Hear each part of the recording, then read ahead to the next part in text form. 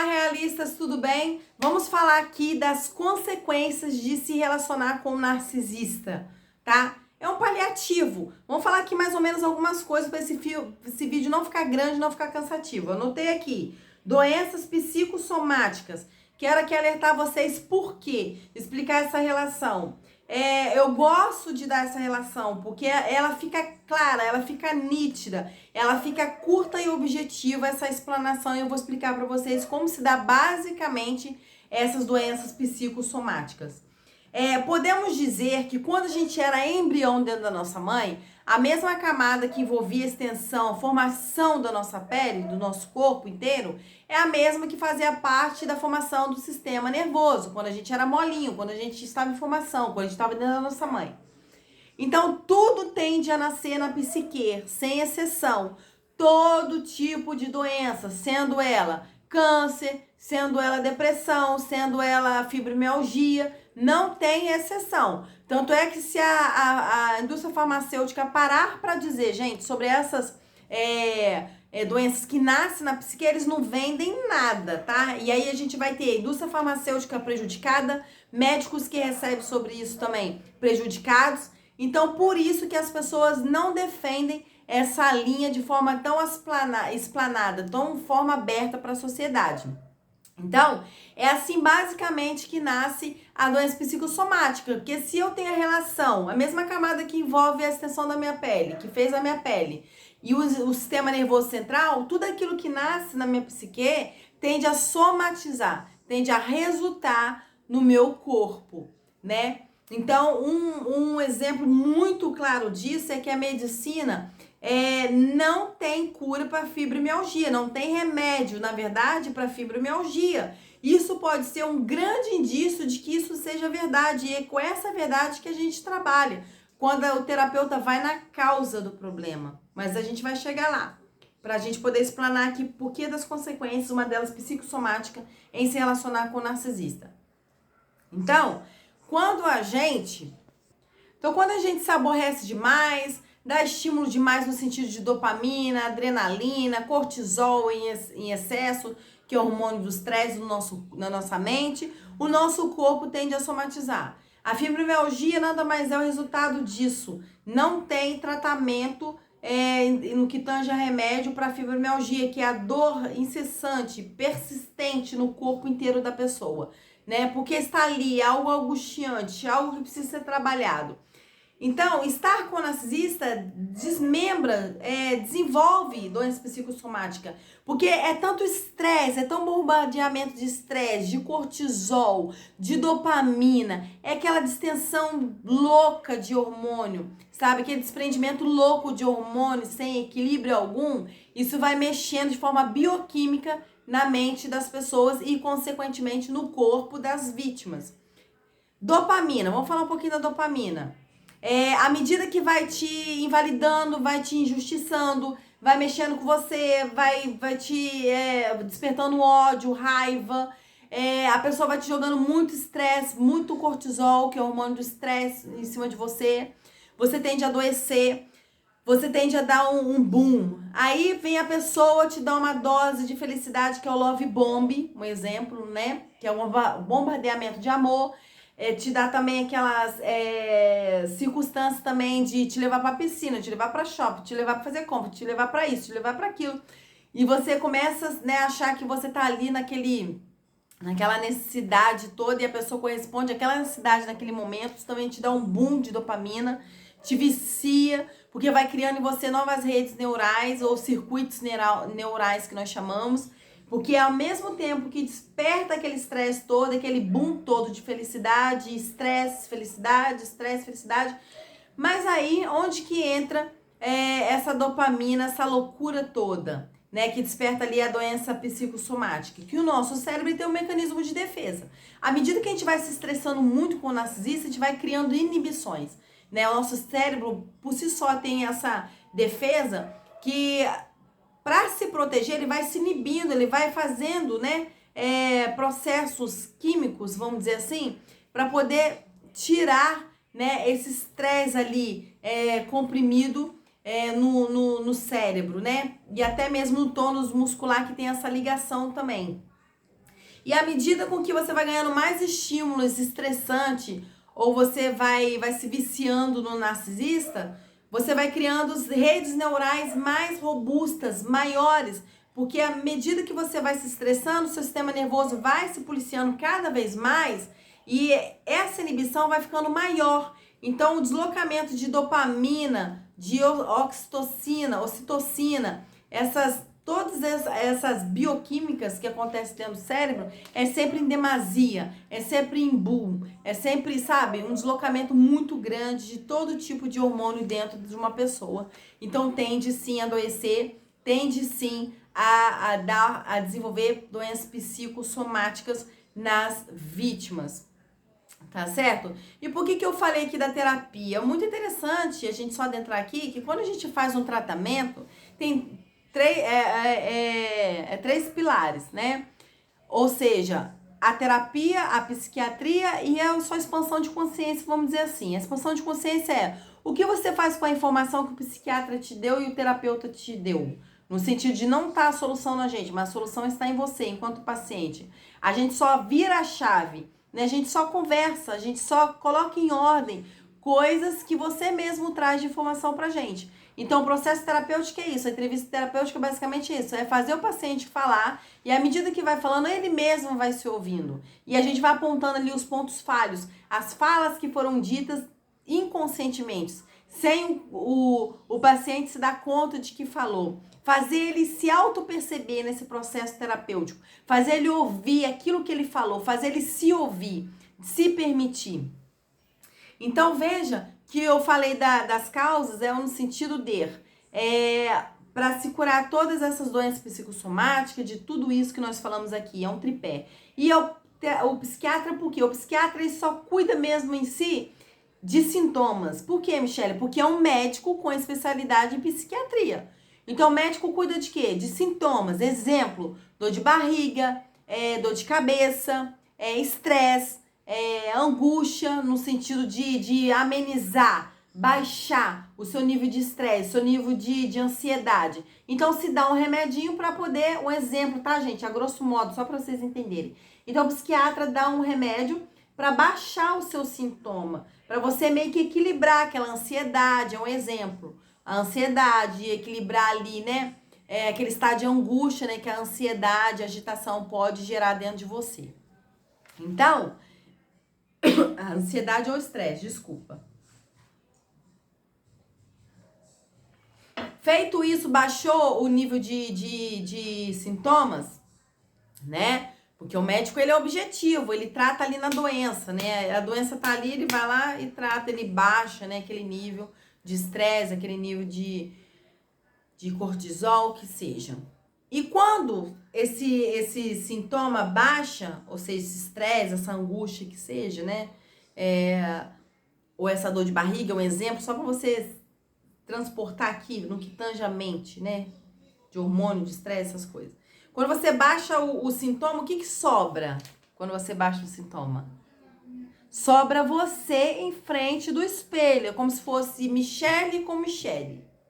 É como se fosse assim, eu tava com dor de cabeça ou eu tava estressada, fui lá no psiquiatra, me deu remédio, equilibrei ali minha fibromialgia, equilibrei ali, como se diz, a minha enxaqueca, aqueles sintomas. Mas depois eu vou para a terapia para poder saber a causa. Será que a causa da enxaqueca é eu pensar especificamente sempre naquele tipo de problema e esse é o meu gatilho para minha dor de cabeça e para minha enxaqueca, dor de cabeça excessiva? Será que está com dor de barriga? Às vezes é porque eu estou estressado, estou ansioso, estou nervoso, estou inseguro. Então, eu baixo ali o meu nível de estresse, de ansiedade. Na psiquiatria, um exemplo, que eu sei que toda vez que eu entro ali para falar em público, eu me sinto enjoada, eu me sinto fora de mim, eu sinto isso, aquilo, eu baixo o sintoma. E o que fica ali quando vai para terapia? O sintoma. Por que eu fico inseguro? Vai buscar lá na infância, causa. O que aconteceu ali, que passou desapercebido? O que aconteceu ali que está no seu registro automático de memória? Porque as memórias são registradas automaticamente, né? Não é à toa que o Augusto Cury chama de registro automático de memória, memória RAM, que ele chama, né? Que é o registro automático de memória, que as memórias se dão de forma automática, então tá tudo ali, tudo armazenado. E o outro parte do tripé é a expansão de consciência. O que você faz com toda essa informação? Bom, você tomou o remédio, baixou o sintoma, você foi na terapeuta ou na psicoterapeuta e você foi na causa. E o que você faz com tudo isso? Aí você forma o tripé. Que aí você revisita o seu sistema de crença, você reformula ele. Você vê que ali tem crenças que você precisa reformular, precisa melhorar, precisa reeditar, na verdade, no sentido de que você precisa revisitar, no sentido de que você hoje é uma adulta, um adulto e não uma criança, e você precisa estender ali coisas dentro de você que não te faz mais significado algum, não de jogar fora, mas no sentido de você amadurecer. E é isso, basicamente isso. Então, quando a gente fala aqui das consequências de se lidar com o narcisista, é basicamente isso. A nossa relação mente e corpo é muito complicada, é muito sistêmico, é muito complexo. Então, por isso que eu me estendi aqui para explicar basicamente aqui doença psicossomática, essa relação mente e corpo, as consequências de se lidar com o narcisista. É isso que nós estamos falando. Qual outra consequência? Desconexão com a própria identidade. É aquilo que nós falamos em outros vídeos. À medida que você vai se relacionando com o narcisista, como ele é invalidado, como ele é esvaziado de si, como ele foi crescendo nas maldades, porque porque as outras pessoas à volta dele virou regulador de emoção. À medida que ele faz atrocidades, maldade com as outras pessoas, ele troca. Ele era vítima, agora ele é abusador. Então ele vai abusando e ele vai se regulando emocionalmente, ele vai se sentindo bem. Então, de vítima, ele foi para abusador no sentido de que ele ali era, desculpa, gente, o termo, ele era o cocô da galinha, desculpa, né, no tratar para com ele que aconteceu. E ele quer transferir isso para alguém. Então, ele de vítima, ele vira o abusador. Então, fazendo isso, ele vai se regular em cima da vítima, vai regular as emoções em cima da vítima. À medida que vai destratando aquela vítima, ele vai se sentindo melhor, porque ele sentia horrível ser a vítima, mas agora ele quer ser o abusador para se regulando, para se sentir grande, satisfazer o seu senso de grandiosidade. Então, quando ele faz isso, à medida que ele faz isso, ele invalida a vítima, ele tira, ele menospreza, ele despreza, ele faz da vítima a vida dela um inferno. Então, isso vai desprendendo a vítima de si mesma, vai desqualificando, descaracterizando, vai distanciando a vítima dela mesma. Então, uma das consequências aqui de lidar com o narcisista é desconexão com a própria identidade. E aí, nós estamos falando aqui agora de outra consequência. O que é? Depressão. O que é a depressão? A depressão pode ser por N motivos, né? Você pode ter se deprimido porque a depressão ela pode dar desde os 6 meses de idade, né? Tem N fatores pela depressão. Você pode desenvolver depressão porque você ficou longe da sua progenitora e ela teve que trabalhar e você foi criado com N pessoas e você não teve ali um cheiro identificador da mãe, você passou por diversos cheiros. Isso tudo é um fator para você desenvolver uma depressão, porque você não estabilizou ali as suas emoções. Você pode ter ficado com depressão porque, deixa eu ver aqui, porque te aconteceu outros abusos, porque houve feridas emocionais abertas, porque você foi traumatizado e você não recebeu a resposta à altura do sistema nervoso que necessitava para você extravasar, para você descomprimir aquele estresse.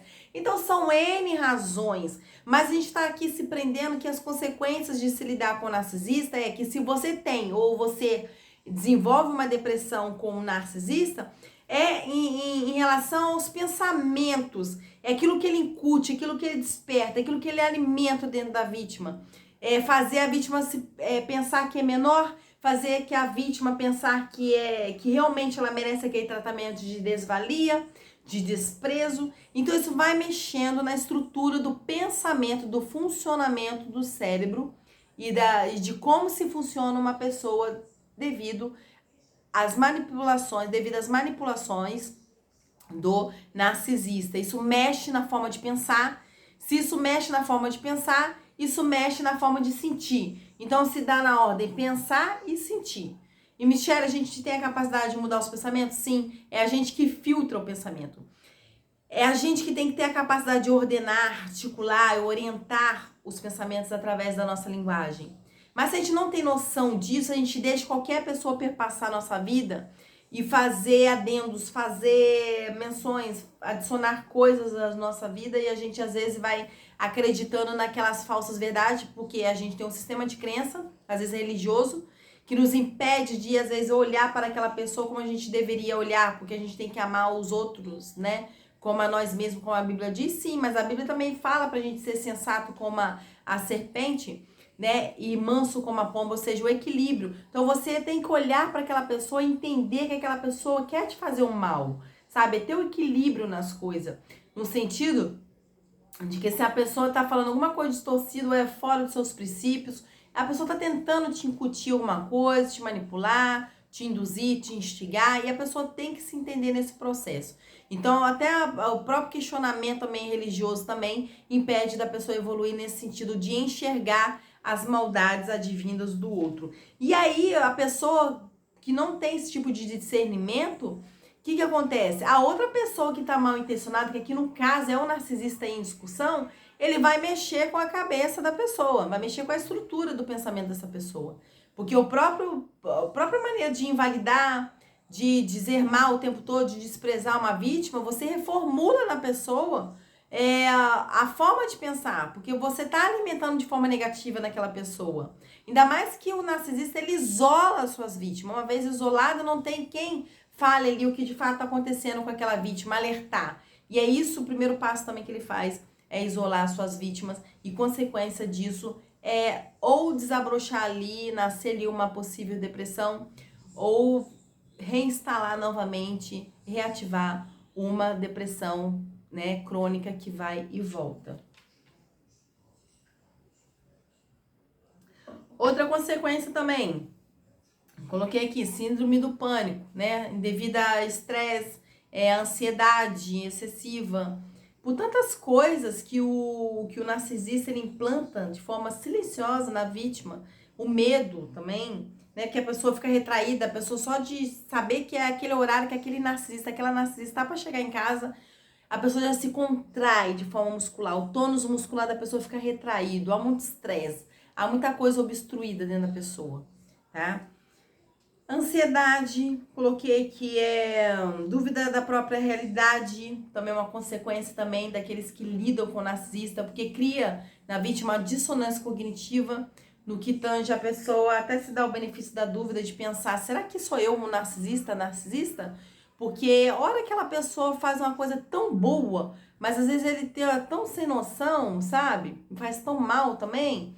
Então cria uma dissonância cognitiva, essa é uma das consequências também na vítima, criando uma dissonância cognitiva, ou seja, uma confusão mental, vamos dizer assim, a grosso modo e bem curto objetivo, como se fosse uma confusão mental na vida dessa vítima, porque a mesma boca que amaldiçoa, a mesma boca que desfaz da pessoa é a mesma que tenta falar coisas boas para essa vítima, mas não no sentido de que se arrependeu, e não no sentido de que seja bom, mas no sentido de te manipular, no sentido de que é o seu regulador das emoções. É ele que dita a hora que tira, a hora que põe. É ele que dita como te dá prazer e te tira prazer para você achar que ele tá te dando prazer. Mas na verdade ele tá tirando e quando te dá para você achar que ele tá te dando prazer. Então assim, é uma loucura. É uma dissonância cognitiva. É uma das consequências também na vítima também, tá? Então há muitas dúvidas. Será que sou eu narcisista? Será que sou a narcisista? Aquela pessoa é tão boa. Aí do nada você se pega lá naquela situação tão angustiante de invalidação, de medo, de estresse, sabe? É tanta loucura. Aí você fala, realmente quero ver longe. Realmente quero dar um contato zero. Realmente essa pessoa é doente, essa pessoa é isso, aquilo. Aí do nada, a pessoa te traz um presente ou te faz uma coisa tão boa. Eu acho que eu que sou a tóxica, sabia? Eu que sou o narcisista, porque essa pessoa é tão boa. Então, tá vendo, gente? São N consequências ao se lidar com o narcisista, tá bom? Se preserve, ame-se.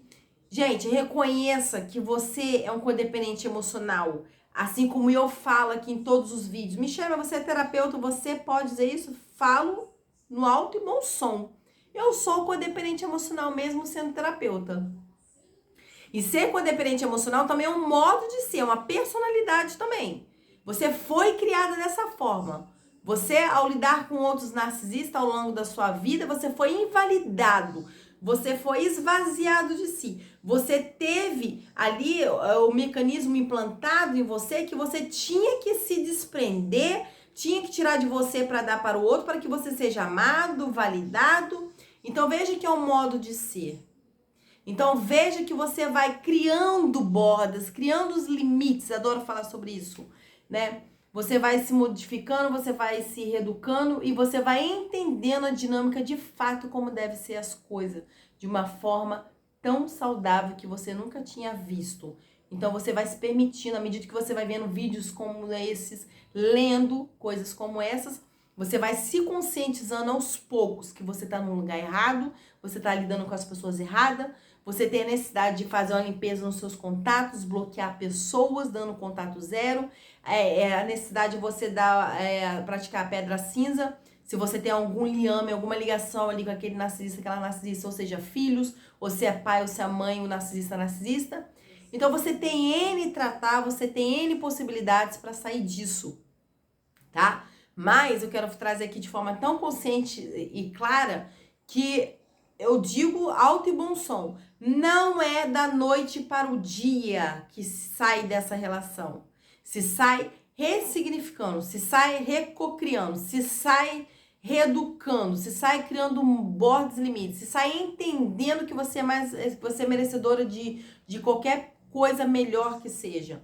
Então você vai entendendo, você vai dinamizando isso dentro de você, você vai criando redes neurais saudáveis dentro de você em relação a isso, a essa percepção, tá certo? Então é isso que eu tinha que falar com vocês. Então não se engane, se alguém falar em uma semana você vai deixar de ser codependente emocional, você vai dar uma guinada na sua vida, você isso, você aquilo. Não, esqueça, você vai dar uma guinada na sua vida, você vai ressignificar, você vai mudar, você vai vencer, como eu venci e como eu estou vencendo. Mas você tem que ter a consciência de que você participou, você teve responsabilidades também, embora você seja vítima, e eu sou vítima e eu fui vítima, de que eu tenho responsabilidades, eu tenho escolhas. Ser inerte, ser parado, gente, estar parado também é uma escolha. Então, mesmo que seja de forma inconsciente, mas foi gerado em mim escolhas, foi gerado em mim acontecimentos e eu tenho que colher as consequências daquilo. Então, se eu escolhi aquilo, mesmo de forma inconsciente, e hoje eu tenho que lidar com essa dor e lidar com tudo isso, limpar toda essa bagunça, então vamos tirar a culpa, né? Vamos colocar ela de lado e vamos substituir pela responsabilidade. O que a gente pode fazer pela gente hoje? O que a gente pode tirar de proveito hoje? No sentido de que, às vezes, tem gente casada aí com narcisista, mas teve filhos, teve netos maravilhosos. Qual o proveito disso que você pode tirar, né? É analisar o contexto, analisar o que de bom você pode ter tirado. E não pense em vingança. É aquilo que eu falei aqui em outros vídeos. É legítimo, a raiva vai vir? Vai. Porque é uma das emoções inerentes a gente. A gente tem de 25 a 30 emoções, dependendo do teórico, né? Então, assim, a gente tem várias emoções dentro da gente. Então, é legítimo se sentir raiva? É porque é um luto. Porque é uma pessoa em vida que a gente tem que deixar de lado. Então, é uma pessoa que a gente gosta muito. É uma pessoa que descobriu como a gente funciona de forma química. Sabe nos dar estímulos. A gente se desligou dessa pessoa. Então, a gente vai sentir muito. Então, desprender disso requer muito cuidado, requer muito autocontrole, requer muita consciência, muita paciência e sabedoria para sair disso de uma forma muito saudável, ao ponto que você saia bem melhor do que você entrou, no sentido de emoções, no sentido de você se curar e se perceber. Tá bom? Um beijo, senão falo demais, né? Esse vídeo vai ficar muito grande. Beijo, tchau!